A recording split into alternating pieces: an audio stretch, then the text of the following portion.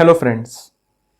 हाल ही में उत्तर प्रदेश पुलिस की कस्टडी में माफिया आतिक और उसके भाई अशरफ की गोलियां मारकर हत्या कर दी गई। उससे कुछ दिन पहले आतिक के बेटे असद अहमद और आतिक की ही गैंग का शार्प शूटर गुलाम को यूपी पुलिस ने झांसी के पास गोलियां मारकर खत्म कर डाला। इस कथित एनकाउंटर के बाद पुलिस की तरफ से बताया गया कि असद और गुलाम की सूचना मिलने पर पुलिस की एक विशेष टीम स्पेशल टास्क फोर्स उन्हें गिरफ्तार करने गई थी, लेकिन तभी उन दोनों ने पुलिस पर गोलीबारी कर दी, जिसकी जवाबी कार्रवाई में वो दोनों मारे गए। गौरतलब है कि इस गोलीबारी में किसी भी पुलिस वाले को खरोच तक नहीं आई। ठीक उसके 2 दिन बाद आतिक मारा गया। वैसे तो पूरा देश जानता है कि सच्चाई क्या है, पर फिर भी यह बात समझ में नहीं आती कि इतनी कड़ी पुलिस सुरक्षा में मौजूद आतिक को कोई कैसे मार सकता है। खैर, सच्चाई जो कुछ हो, किसी ना किसी दिन बाहर आ ही जाएगी। लेकिन इन घटनाओं ने हमारी पुलिस और कानून व्यवस्था पर कई सवाल खड़े कर दिए हैं। आइए जानते हैं।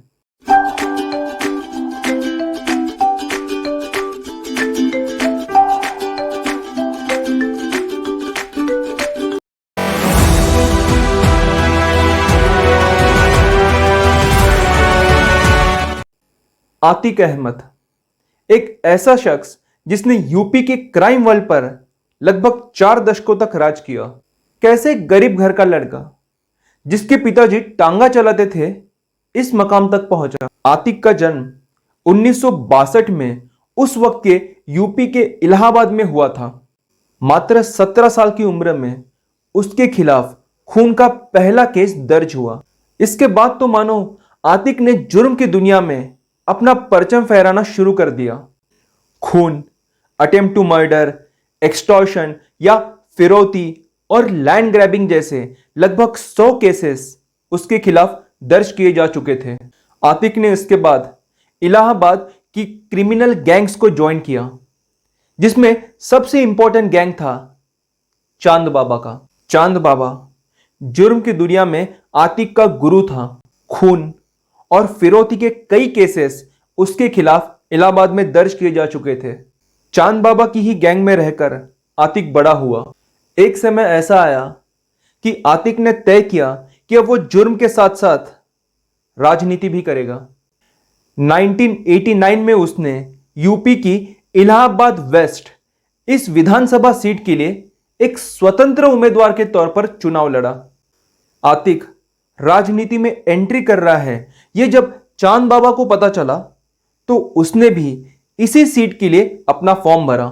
लेकिन यह बात आतिक को कुछ रास नहीं आई और उसने चांद बाबा का खून कर डाला।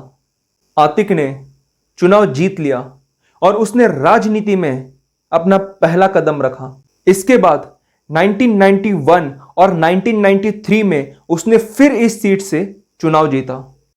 उसके लिए लोगों के मन में पनप रहे खौफ, पैसे जमा करने की उसकी ताकत और जीतने के ज्यादा चांसेस की वजह से समाजवादी पार्टी ने आतिक को अपना टिकट दिया। लेकिन 2002 में आतिक ने अपनी खुद की पार्टी बनाई, अपना दल, और उसने फिर से इलाहाबाद वेस्ट से चुनाव जीता।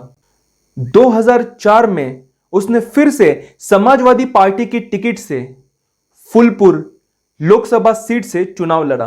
यह वही सीट है जिसका भारत के पहले प्रधानमंत्री जवाहरलाल नेहरू लोकसभा में प्रतिनिधित्व करते थे।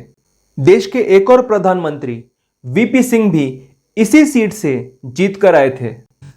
विरोधाभास देखिए, आतिक ने फूलपुर सीट जीत ली और वो लोकसभा का सदस्य बन गया।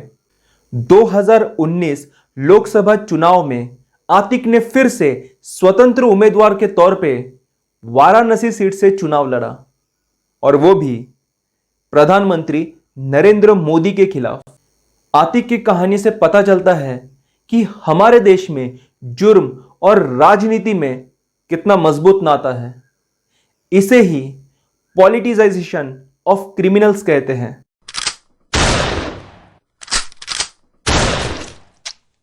इंडियन पिनल कोड आईपीसी या भारतीय दंड संहिता के सेक्शंस 299, 300 और 301 के अनुसार कल्पेबल होमिसाइड मतलब गैर इरादतन हत्या और मर्डर दोनों ही जुर्म है जिसके लिए सजा का प्रावधान है।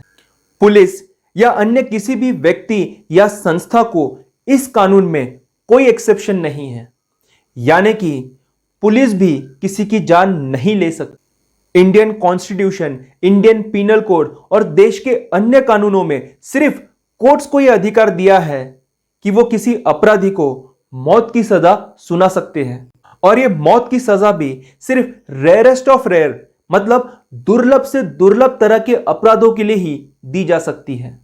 क्रिमिनल प्रोसीजर कोड सीआरपीसी के अनुसार सेशंस कोर्ट या अन्य किसी भी कोर्ट द्वारा सुनाई गई मौत की सजा को हाईकोर्ट द्वारा प्रमाणित किया जाना आवश्यक है।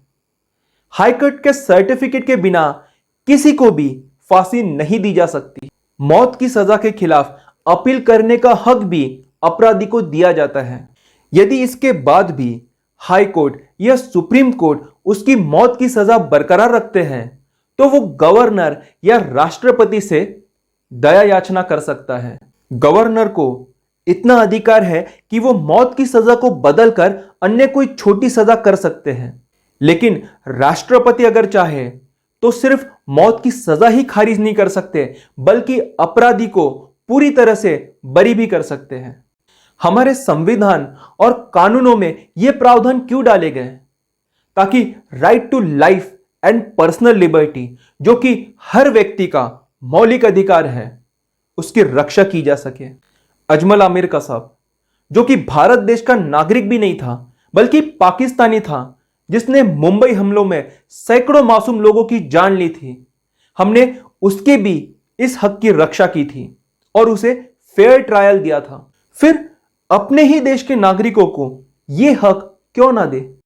पुलिस एक लॉ एनफोर्समेंट एजेंसी है जिसका काम है कानून की रक्षा करना, और यदि कोई कानून तोड़ता है तो उसे कोर्ट के सामने प्रस्तुत करना ताकि कोर्ट्स लॉ के मुताबिक उसे सजा दे। पुलिस का काम अपराध साबित करना है, ना कि उसके लिए किसी को सजा देना।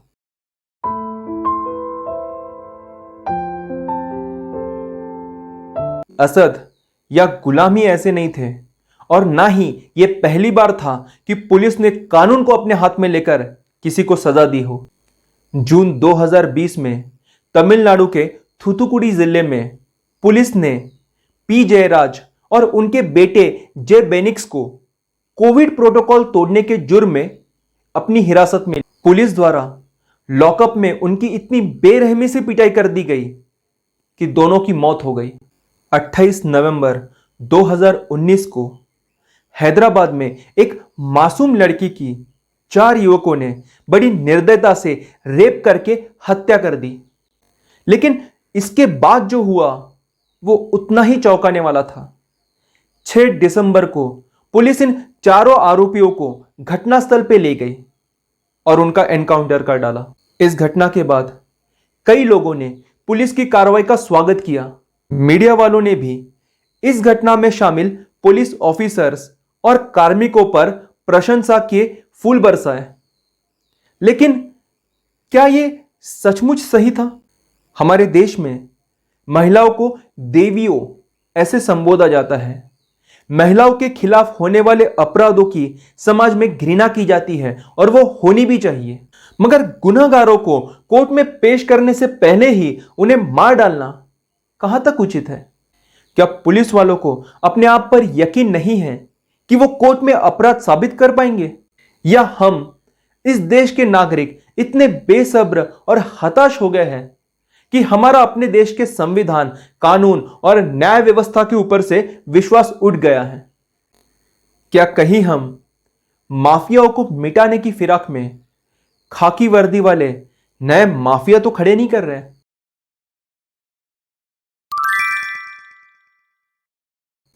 एक्स्ट्रा जुडिशियल किलिंग्स और कस्टोडियल डेथ्स हमारी कानून और न्याय व्यवस्था पर लगे हुए दाग है। देश में लगभग 700 लोगों ने पिछले 5 सालों में इन्हीं कारणों से अपनी जान गंवाई है। साउथ की फिल्म जय भीम ने इस मुद्दे को बड़ी सटीकता से उठाया और दर्शकों के सामने प्रस्तुत किया। बॉलीवुड में भी इस मुद्दे पर कई फिल्में बनी, जिसमें से अक्षय कुमार की जॉली LLB 2 काफी प्रसिद्ध हुई। इस फिल्म में पुलिस इंस्पेक्टर सूर्यवीर सिंह रिश्वत लेकर एक निरपराध शख्स को, इकबाल कासिम को टेररिस्ट घोषित करता है और उसका एनकाउंटर कर देता है। न जाने कितने ऐसे मासूम लोग पुलिस के हाथों मारे गए होंगे। वक्त आ गया है कि इन चीजों को बदला जाए। इसके लिए हमें सबसे पहले देश में पुलिस रिफॉर्म्स करने होंगे, ताकि पुलिस राजनेताओं की चंगुल से बाहर निकले और स्वतंत्र तौर पर अपना काम कर सके। हमें अपनी न्याय व्यवस्था को भी और ज्यादा सक्षम बनाने की जरूरत है। ये तारीख पे तारीख वाली सिस्टम हमें बदलनी होगी। साथ ही साथ हमें यह भी इंश्योर करना होगा कि लोगों को कम खर्चे और समय में फुल प्रूफ जस्टिस मिल सके।